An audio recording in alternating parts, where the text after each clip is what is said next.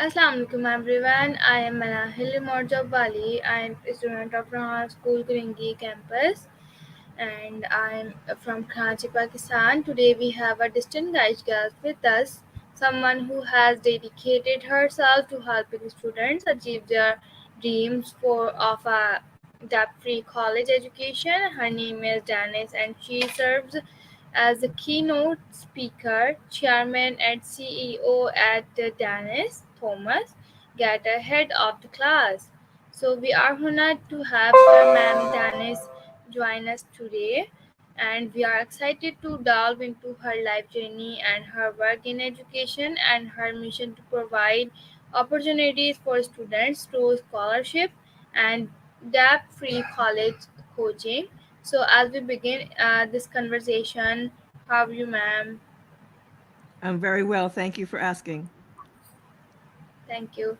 So, ma'am, first of all, please introduce yourself for my viewers. My name is Denise Thomas, and I help parents put their kids through college without student loan debt and on multiple scholarships. All right, ma'am. Thank you so much for your introduction. So now let's move on to questions. My first question is on your screen. Can you tell us more about your role as the chairman and CEO at Dennis Thomas Get Ahead of the class and your work there? Yes, what I do is I work with families, and I spend a lot of my time mostly talking with families online, either over Zoom or through social media, Facebook, LinkedIn. And most of what I find is that I'm working with families to help the parents and the teenagers to understand the strategies that work to get your kids prepared for college and the university, and then how do we go about paying for that? And we're not talking about families that uh, are financial need families, which have a very, very low income. We're talking about families who consider themselves to be in the middle, and they typically will say, we make too much to get anything, meaning get any free money, but they still can't afford to spend what little they do have in their paycheck to cover their college expenses. Uh, what I love to do more than anything else is to work with the parents so the parents can work directly with the children. I'm of the mind that the child has to have parent support in order to make this work. This is a kind of a family project. Everybody really needs to pitch in and help with the research and the understanding and reviewing essays and things like that. All right, ma'am, that's awesome. Thank you so much for your answer. So my next question is cracking the code to free college sound intriguing. Could you share some key insights of strategies from your program? Absolutely. I think the most important, well, there are several different strategies that are really, really important, and that's why they're in the program. The first part is to understand, for the teenager, to understand your values and your character. Who are you and who do you want to be seen as? When you have gotten your character, you understand who you want to be in the world and how you want others to perceive you. Then we go into, what is it that the world actually sees? What do they see of you online? Most everyone has some type of a social media presence online. Is that reflecting who you are? Then we move into talking about your activities. What do you do outside of school, outside of just doing homework and things like that? And this really does start as young as middle school, even though colleges and universities only look at what you have accomplished during the high school years, ninth grade through 12th grade. But what you have done in middle school will impact what you do in high school. For example, years ago, we used to tell families, when your child starts high school, try every club and organization, see what it is you like, and eventually, senior year, you'll have some type of leadership role in the club that you love most of all. But today, college applications are submitted earlier than they were many years ago. Many years ago, no college applications were submitted prior to January. They were all in the spring of your senior year. So you had time to get that leadership role in your senior year and put that on the application. But today, college applications begin earlier. They're August 1st in a lot of cases. So because of that, we can't wait until freshman and sophomore year to start exploring opportunities. We have to do that exploration in middle school. So activities are really important. We cover what is it that colleges are really looking for in your activities list. We also talk about your essays. What is it that both the college for college acceptance and scholarships are looking for in those essays? I also train families on how to really do the search for those particular scholarships. And we put it all together as one package in the end so that when you're applying for those colleges and those scholarships, it's as easy as cut and paste.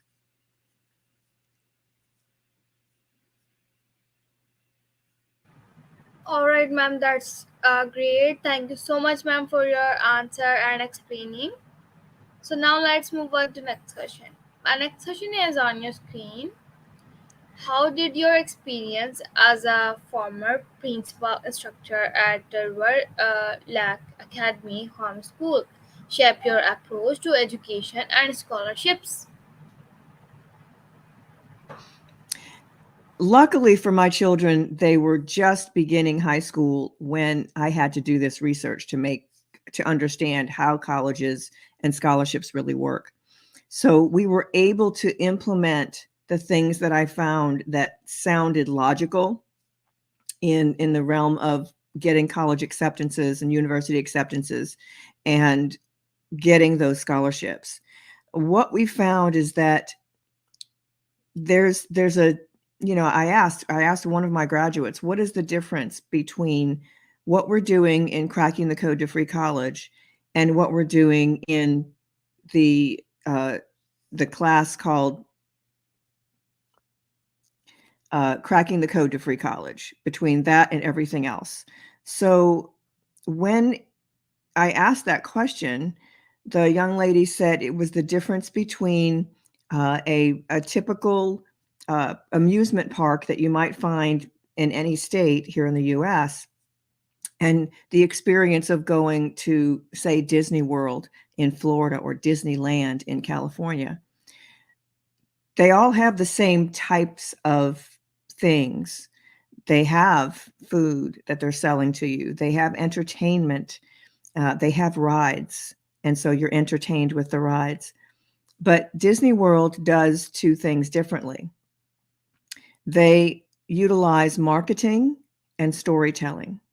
And one of the most important things in cracking the code to free college is marketing your child to the colleges, telling the story of who you are. Remember, I mentioned earlier that the very beginning of cracking the code to free college is finding out your values and your character.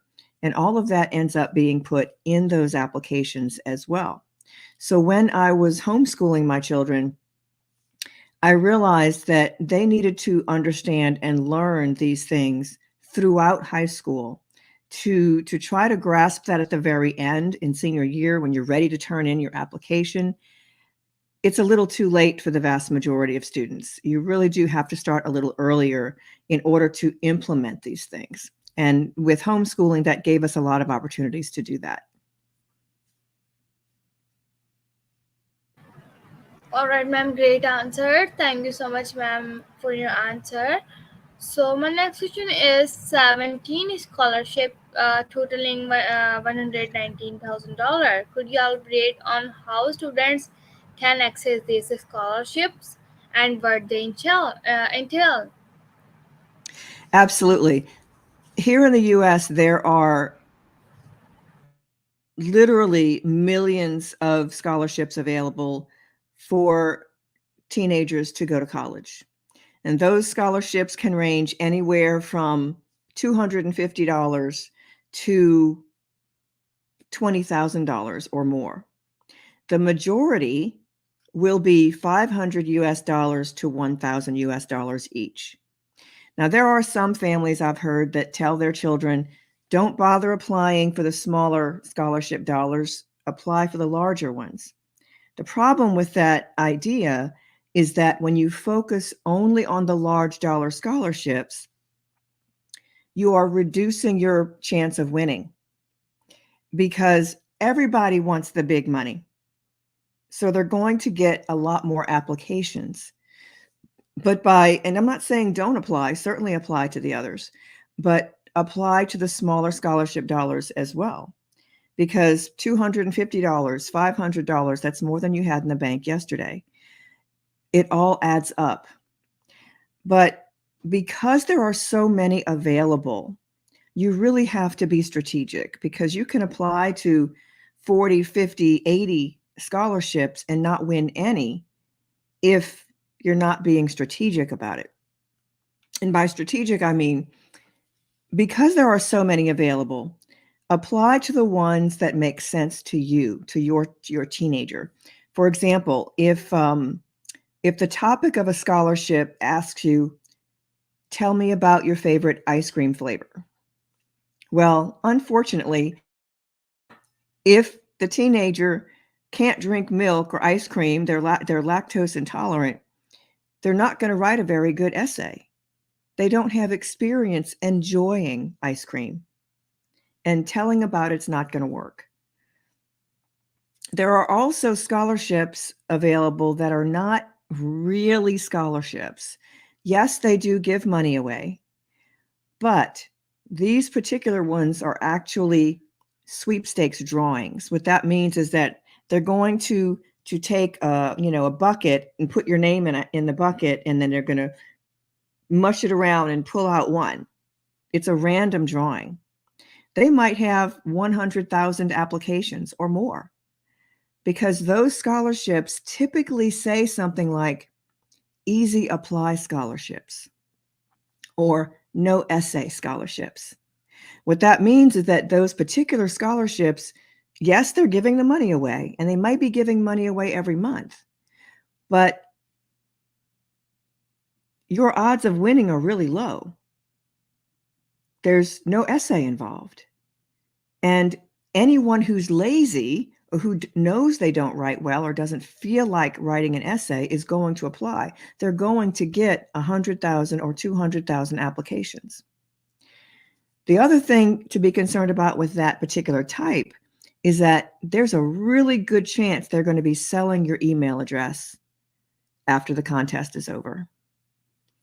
So you do have to read the criteria below and find out, but why would someone give away $1,000 every month if they weren't getting something out of it? What they get out of it is they're selling your email. And I've read some that say, we don't sell your email, but we allow our partners to use your email.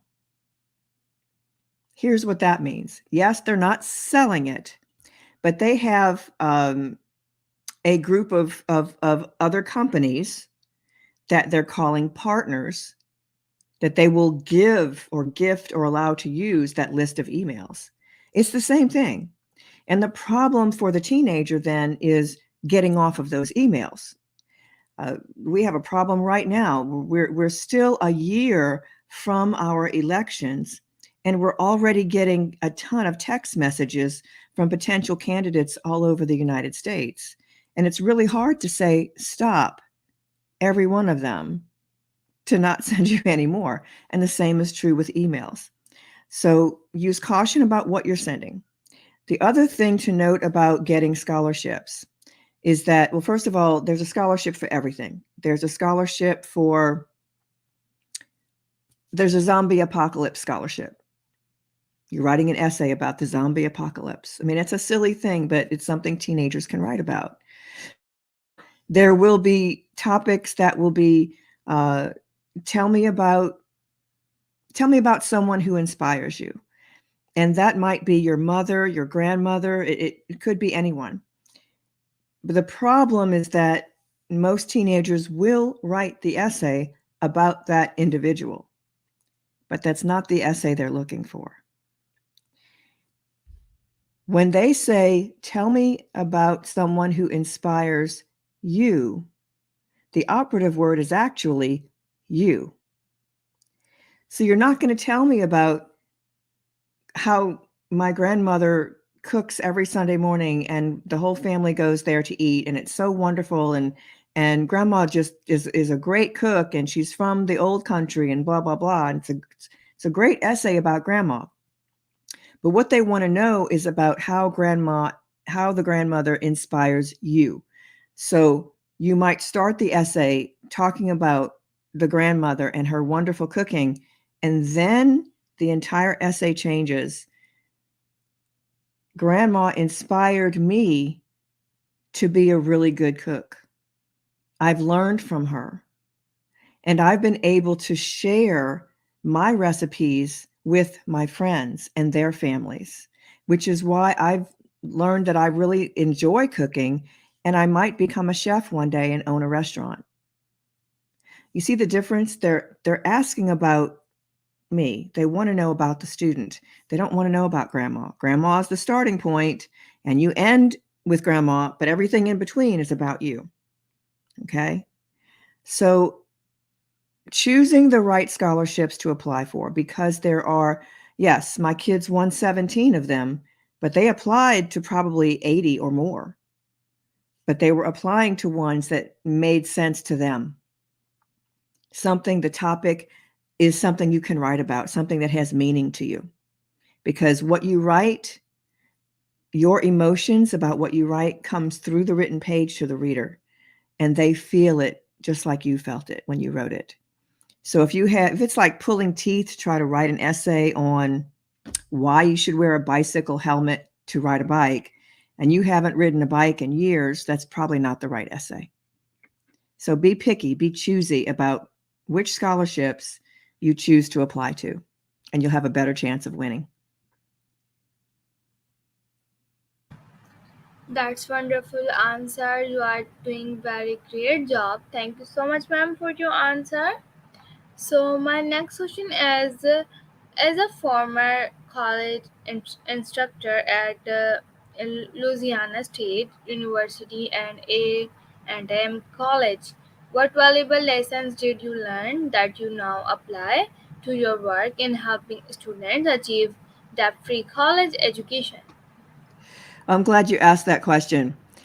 One of the things that I learned mostly while I was there is that a lot of students just aren't ready for college. They're not ready academically, they're not ready emotionally. They really need to focus more on what is going to be required going forward. There are a lot of things that we don't learn in high school, we don't learn them in college, and they're very important in your adult life. We used to call soft skills. Things like being able to communicate with others, looking someone in the eye when you talk with them, giving a proper handshake when you're introduced, just little things like that. But in the adult world, these things make a tremendous difference in how you are perceived going forward in the adult world, into your employment. Many colleges and scholarships have interviews.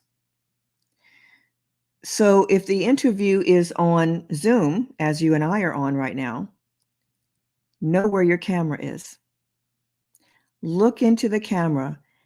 That makes the connection with the person on the other side of the camera. But if you look at the person here as I'm seeing the actual photograph, which makes common sense, I'm looking at you, but I'm not looking at you. So that's really important to understand that. And of course, the same is true if the interview happens to be a live interview. Practice looking people in the eye when you speak with them in person. Practice giving a proper handshake. And be okay. Ask, hey, what do you think about my handshake? Do I need improving? Um, I had gone to speak at a conference this past spring, and I was talking with a family that had come to the table, and their son, their young son, probably about age 16, uh, came and shook my hand. So as we had the conversation with the family before they went off, I asked, I said, do you mind if I do a little coaching with your son? And they said, no, not at all. And I coached him on his handshake because he's a very large young man and my hands and wrists are kind of small. And I told him, I said, when you're shaking hands, you apply the exact equal opposite force that the other person is applying. You don't want it to be too weak and wimpy, and you don't want it to be too strong. I know you're probably used to shaking hands with your father, but when you're shaking hands with someone you don't know, you don't want that really strong handshake unless they're giving that really strong handshake back. So let's practice a little bit. So just things like that that we're not taught in schools, in your elementary or high schools. And guess what? Colleges aren't teaching this either. So things like teamwork, communication skills, uh, handshake, introducing people, these are skills that everyone needs to learn.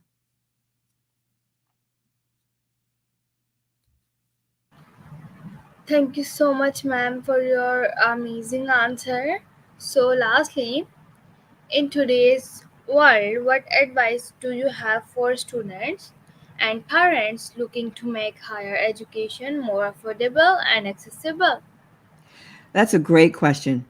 The very first thing I would say to literally everyone watching, do not believe everything you believe. And what that means is this: we have been conditioned and advertised to by very high priced colleges and universities for the last 3 decades. We believe that certain colleges that we know by name is the best, and that's where my kids have to go because that's the best college. But there have been many studies that show attending these colleges does not afford your child any additional money in their employment. If that were true, that's what those colleges would be advertising. They would be saying, all of our kids get 10% more in their work, in their employment than anyone else. That's not what they're advertising. What they advertise, you will see happy college students walking down an oak tree lined path, and they're laughing and they're holding their textbooks. Those same oak trees are at state colleges. You don't have to go to a college that has a name brand that's going to cost 2 or 3 times as much in order to get a great education with a great employment and income afterwards. So use caution in believing those things that we have been triggered to believe for decades. Technically, they're myths. They're just beliefs. That's advertising. It's what we've always heard, so it must be true. It's not. So use caution in thinking you have to have, these 5 colleges or this top 20 college list. Those rankings have nothing to do with educational quality, and they have nothing to do with the outcomes, the employment afterwards. It is those ranking systems are strictly ranking on popularity.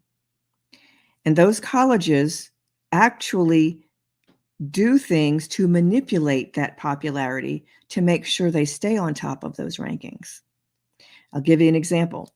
One of the criteria for those rankings is the ratio between the number of kids that apply and the number of seats they have that they can actually accept.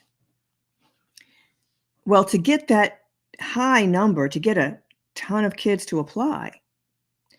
Yes, they've already got a good reputation over decades, but they do a lot more than that to get the number even higher. What they do is they purchase the list of students that took the PSAT exam and the ACT exam and the SAT exam. And they send emails and actual postcards and letters in the mail to these kids to have them apply. And they give them a coupon code that says, you can apply for free. Here, use this code. You don't even have to pay an application fee. Well, how many kids are going to not toss their name in the hat just for grins? It's free. So be careful about, and that's just one area. There are dozens of myths that families, parents, teachers, and counselors have been believing in for the last 3 decades that are keeping our kids, your kids, in college debt. So do your research. That's the most important thing to do. Do your research. All right, ma'am, that's great. Thank you so much for your advice, and thank you for sharing your incredible journey and invaluable insight with us today. Your dedication to making higher education more accessible is truly inspiring. I would also like to express our gratitude to our viewers and listeners for joining us today. Your support and engagement are greatly appreciated. As we wrap up this interview, remember that Ma'am Dan's work is become of a hope for students and families seeking a debt-free college education. We hope you found this conversation as informative and motivating as we did. Thank you once again, Ma'am Dennis, for your time and wisdom. We wish you continued success in your mission to power students through scholarships and education. Thank you. It's my pleasure. Thank you so much. Bye. Have a wonderful day ahead. Bye.